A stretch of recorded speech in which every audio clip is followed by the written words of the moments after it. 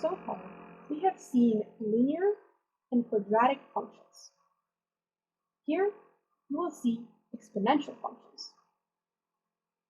An exponential function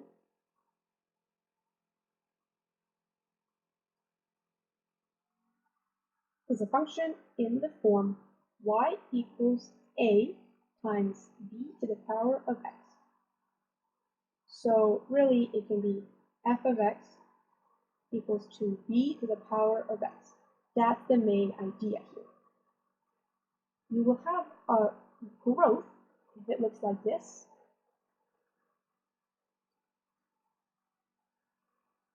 And you will have a decay that looks like this.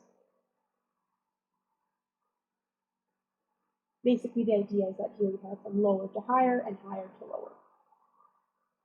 For example, we can have f of x is equal to 2 to the power of x, or something like g of x is equal to 1/2 to the power of x. The main thing with exponential functions is you have this exponent. When b is greater than 1, that means that we have the graph increasing, so we have growth, like that. When b, which again is this base right here, when b is greater than 0 but less than 1, we have it decreasing, which means that we have the decay.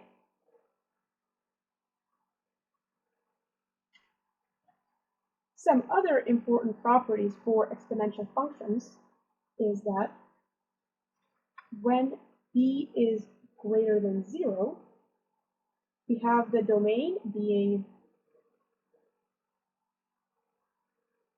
x is an element of any real number, and then the range is going to be also the real numbers, but you have to watch out that it's going to be greater than 0. For b greater than 1, we're going to have a greater b value. So that means a faster growth. Meanwhile, when it is greater than 0 but less than 1, we have a lesser b value, so a faster decay.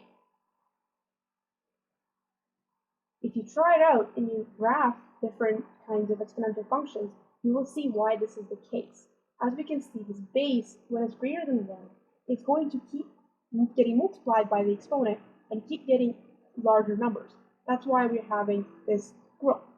But when it is going to be in between 0 and 1, we have this lesser b value, so it keeps dividing by the number. For example, here we would have had a growth, and here we would have had decay.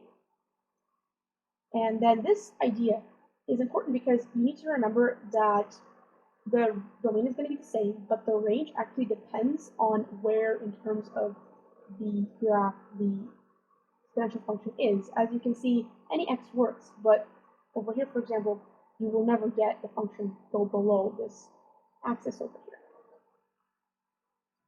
Take a look at a linear versus quadratic versus exponential function, since we have done those up to now.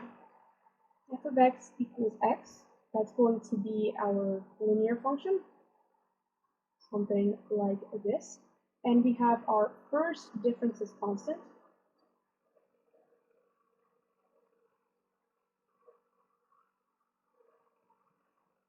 For a quadratic, f of x equals x squared, it looks something like this.